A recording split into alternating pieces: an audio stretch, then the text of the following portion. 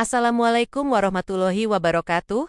Ayah tiriku selalu berangkat pagi-pagi buta, membawa cangkul dan bibit tanaman. Tapi bukan untuk kebun kami. Tujuannya adalah kebun keponakannya sendiri. Awalnya aku mengira itu hanya kebiasaan aneh. Sampai suatu hari, aku memutuskan mengikutinya diam-diam dan menemukan rahasia yang ia sembunyikan selama bertahun-tahun. Selamat datang di channel Tuan Story, tempat di mana setiap kisah punya makna. Setiap cerita menyimpan hikmah, dan setiap drama kehidupan mengajarkan kita tentang cinta, sabar, dan iman. Di sini, kita akan menyelami kisah-kisah yang mungkin sederhana, tapi syarat pesan dan pelajaran hidup. Sebelum lanjut, mari kita ramaikan kolom komentar dengan sholawat kepada Nabi Muhammad SAW. Semoga setiap sholawat yang kita kirim jadi cahaya dalam hidup kita. Amin ya Rabbal Alamin. Di sebuah desa kecil yang dikelilingi hamparan sawah hijau, kehidupan sehari-hari berjalan sederhana. Burung-burung berkicau di pagi hari. Anak-anak berlarian di jalan tanah yang membelah perkampungan. Dan para ibu sibuk menjemur padi di halaman rumah.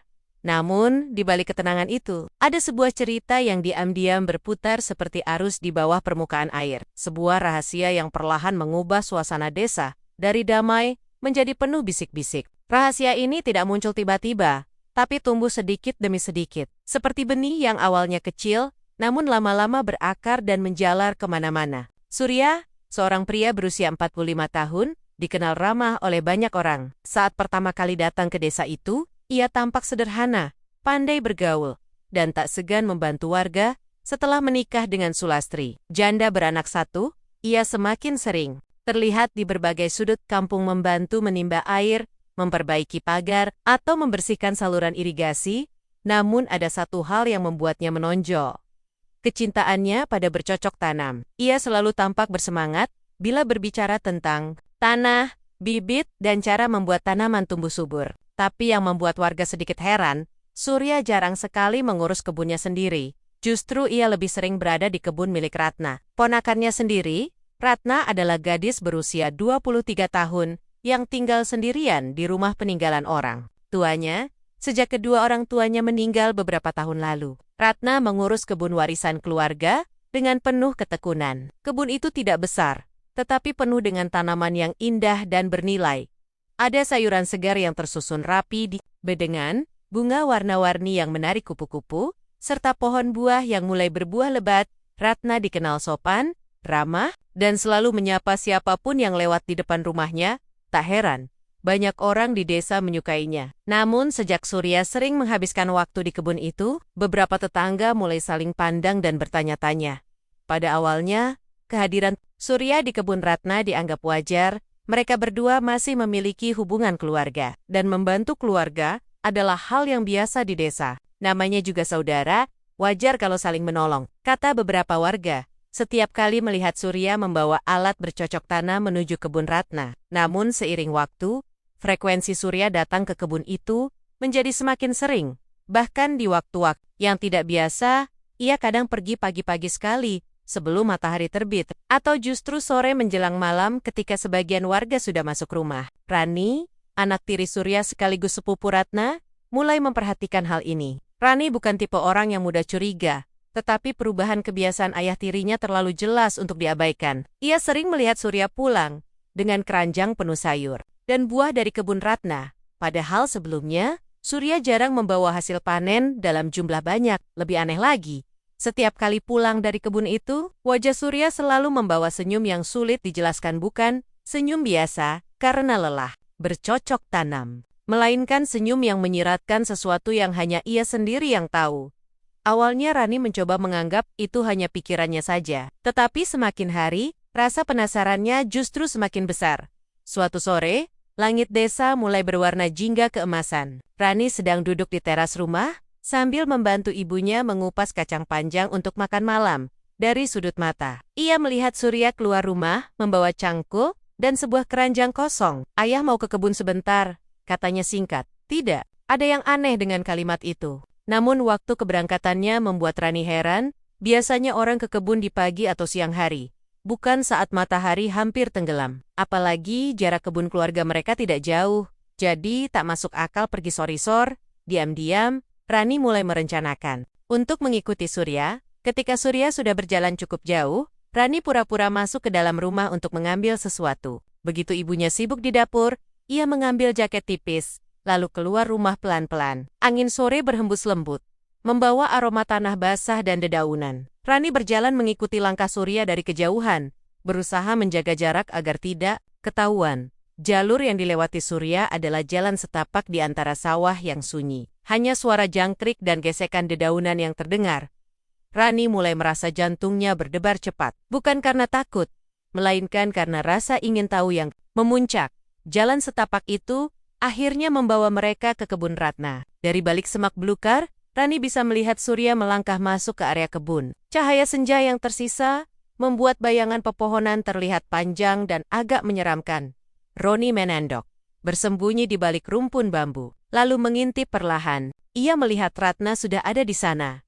Mengenakan gaun sederhana berwarna biru muda, mereka berbicara dengan suara pelan. Sesekali tertawa kecil, seolah sedang berbagi rahasia. Rani tidak bisa mendengar jelas isi percakapan mereka, tapi bahasa tubuh yang ditangkap matanya terasa berbeda dari hubungan keluarga pada umumnya. Perasaan campur aduk mulai menguasai Rani. Ada rasa tidak nyaman, heran, sekaligus takut akan apa yang akan ia temukan jika terus mengintip. Ia mengamati bagaimana Surya membantu Ratna memindahkan beberapa pot besar ke sudut kebun yang lebih teduh. Sesekali, Surya menepuk bahu Ratna sambil tersenyum lebar. Ratna pun membalas senyuman itu. Bagi orang luar, mungkin pemandangan ini hanyalah momen akrab dua anggota keluarga yang sedang bekerja sama. Tapi bagi Rani yang melihat dari sudut pandang berbeda, ada sesuatu di balik tatapan, dan senyum itu sesuatu yang terlalu hangat untuk ukuran hubungan. Paman dan keponakan, hari-hari berikutnya, pemandangan itu terulang. Surya semakin sering pergi ke kebun Ratna. Kadang membawa bibit baru, kadang hanya membawa alat kebun seadanya, dan setiap kali kembali ke rumah, ia selalu terlihat bersemangat. Sementara itu, Ratna menjadi lebih jarang terlihat di warung atau acara desa. Ia lebih sering berada di kebunnya, seolah menghindari keramaian. Bagi Rani, semua ini seperti potongan-potongan puzzle yang belum lengkap. Namun satu hal pasti, ia merasa ada rahasia besar yang sedang disembunyikan. Dan lambat laun rahasia itu akan terbongkar, entah ia siap atau tidak. Suatu pagi yang cerah, desa terlihat lebih sibuk dari biasanya. Para ibu saling menyapa di tepi jalan, anak-anak berlari sambil membawa layang-layang, dan para bapak sudah berangkat ke sawah. Namun di rumah Rani, suasana terasa berbeda. Ibunya, Sulastri, sedang duduk di ruang tamu sambil melipat baju. Di depannya, Surya baru saja meletakkan keranjang berisi sayur segar dan buah-buahan. Dari kebun Ratna, katanya sambil tersenyum.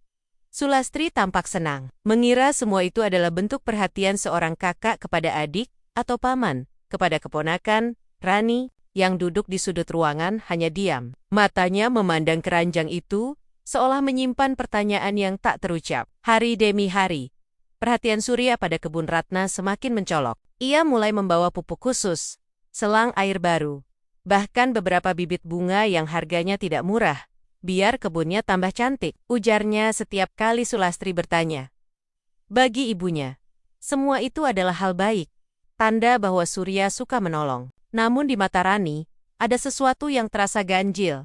Ia jarang sekali melihat Surya begitu bersemangat mengurus kebun mereka sendiri. Mengapa kebun Ratna bisa mendapat perhatian lebih, sementara kebun di belakang rumah mereka tampak seadanya? Perasaan ingin tahu itu semakin mengganggu pikiran Rani. Ia mencoba menenangkan diri. Berpikir, mungkin ia terlalu curiga. Tapi, rasa penasaran itu kembali muncul setiap kali ia melihat Surya melangkah pergi sambil membawa alat kebun dan senyum yang sulit dijelaskan. Hingga pada suatu sore, Rani memutuskan untuk mengajak bicara Ratna secara langsung. Ia datang ke kebun dengan alasan membantu memanen sayur. Ratna menyambutnya dengan ramah, seperti biasanya. Namun ada guratan lelah di wajahnya yang sulit disembunyikan. Kebunmu tambah subur, Rat, ujar Rani, sambil memetik beberapa tomat merah yang menggantung. Ratna tersenyum, tapi tidak menatapnya lama ya. Semua berkat bantuan Paman Surya, jawabnya pelan. Rani mencoba mencari tahu lebih banyak. Namun setiap kali ia menanyakan soal kebiasaan Surya datang ke kebun, Ratna selalu mengalihkan pembicaraan ke hal lain. Sikap itu membuat Rani semakin yakin ada sesuatu yang tak ingin Ratna ceritakan. Meski demikian, Rani memilih untuk tidak memaksa. Ia tahu, Terkadang, jika seseorang menyimpan rahasia, terlalu memaksa justru membuatnya semakin menutup diri. Malam itu, Rani merenung di kamarnya. Suara jangkrik terdengar jelas dari luar jendela. Mengiringi pikirannya yang tak tenang, ia teringat tatapan mata Surya ketika berada di kebun, senyum, Ratna yang terlihat ragu, dan keranjang hasil panen yang selalu penuh setiap kali Surya pulang. Potongan-potongan peristiwa itu, seperti sedang menyusunnya, menuju satu kesimpulan yang belum berani ia ucapkan. Rani tahu, jika benar dugaannya, hal itu bisa mengguncang keluarganya. Namun di sisi lain, ia merasa tanggung jawabnya bukan hanya melindungi ibunya, tapi juga menjaga agar kebenaran tidak selamanya terkubur di tanah kebun itu. Malam itu, suara hujan turun perlahan di atap rumah. Rani tidak bisa tidur. Pikiran tentang ayah tirinya dan Ratna terus berputar di kepalanya. Ia berdiri di depan jendela, memandangi halaman yang basah, sambil mencoba menyusun rencana. Hatinya bimbang, ia ingin tahu kebenaran, tapi ia juga takut pada apa yang akan ditemuinya. Ia teringat wajah ibunya yang selalu terlihat percaya pada Surya, dan membayangkan betapa hancurnya hati sang ibu jika rahasia itu benar adanya. Namun Rani juga sadar, diam bukanlah pilihan. Cepat atau lambat, kebenaran akan muncul, entah ia siap atau tidak. Keesokan harinya, hujan sudah berhenti, udara pagi terasa sejuk, aroma tanah basah tercium segar. Surya bersiap pergi lebih awal dari biasanya. Ia membawa cangkul dan sebuah karung berisi bibit, lalu berkata singkat kepada Sulastri, "Mau ke kebun Ratna, ada yang perlu ditanam." Rani yang sedang menyapu halaman, hanya menunduk pura-pura tidak peduli, namun begitu Surya keluar dari halaman, ia diam-diam mengikuti dari kejauhan. Kali ini ia ingin melihat lebih jelas, tanpa ada penghalang. Jalan menuju kebun Ratna terasa lebih sepi dari biasanya. Sisa hujan semalam membuat tanah sedikit becek, sehingga Rani harus melangkah hati-hati agar tidak menimbulkan suara dari jarak tertentu. Ia melihat Surya sudah tiba di kebun. Ratna ada di sana, duduk di bangku kayu di dekat pohon mangga. Mereka terlihat berbicara. Lalu Surya menyerahkan sebuah pot kecil berisi tanaman yang belum tumbuh sempurna. Ratna menerimanya dengan kedua tangan, lalu tersenyum tipis. Pemandangan itu terlihat biasa bagi orang lain, tetapi bagi Rani, ada nuansa yang membuat dadanya terasa sesak. Rani memilih untuk mendekat sedikit lagi. Ia mendengar Ratna berkata pelan, "Semoga yang ini tumbuh dengan baik." Surya menjawab, "Kalau dirawat dengan benar, hasilnya akan seperti yang kita harapkan." Kalimat itu, meskipun terdengar seperti pembicaraan tentang tanaman, terasa memiliki makna lain yang tersembunyi. Roni memeteng, menatap keduanya dari balik batang pohon. Ia melihat Surya mengangguk kecil, lalu mulai membantu Ratna menggali tanah. Gerakan mereka terkoordinasi, seolah sudah terbiasa bekerja berdua. Ada kenyamanan yang sulit dijelaskan, dan itu justru membuat Rani semakin yakin bahwa hubungan mereka bukan sekadar antara paman dan keponakan. Saat Surya dan Ratna asyik menanam bibit baru, Rani perlahan mundur. Ia tidak ingin ketahuan. Setidaknya belum. Hatinya berdebar kencang, bukan hanya karena khawatir ketahuan mengintai, tetapi juga karena potongan-potongan kecurigaan mulai tersusun, menjadi sebuah gambaran utuh di pikirannya. Ia berjalan pulang dengan langkah cepat, sambil mencoba memutuskan langkah selanjutnya. Apakah ia harus langsung mengatakan ini pada ibunya, atau menunggu hingga menemukan bukti yang lebih jelas? Rani sadar, langkah yang salah bisa membuatnya dianggap berbohong atau memecah belah keluarga. Namun satu hal pasti, rahasia di kebun itu semakin hari semakin sulit untuk disembunyikan. Malam itu, Rani tidak lagi bisa menahan diri. Di meja makan, suasana sunyi hanya diisi oleh suara sendok yang beradu pelan dengan piring. Sulastri tampak lelah, sementara Surya sibuk memandangi layar ponselnya. "Ayah," ujar Rani tiba-tiba. Suaranya tenang, namun jelas. "Kenapa ayah lebih sering mengurus kebun Ratna daripada kebun kita sendiri?" Pertanyaan itu membuat Surya menghentikan gerakannya. Sulastri menatap Rani, terkejut. "Rani, apa maksudmu?" tanyanya. Rani menunduk sejenak, lalu berkata, "Aku cuma merasa ada yang berbeda, dan aku ingin tahu kenapa." Surya menghela napas panjang, lalu meletakkan ponselnya. "Kadang ada hal yang tidak bisa dijelaskan begitu saja," ujarnya sambil menatap Rani. Suaranya terdengar datar, tapi matanya seperti menyimpan sesuatu. Sulastri mengerutkan kening, semakin bingung. "Kalau memang ada yang perlu dibicarakan, bicaralah. Di sini, kita keluarga," katanya. Surya diam beberapa detik, lalu mulai berbicara.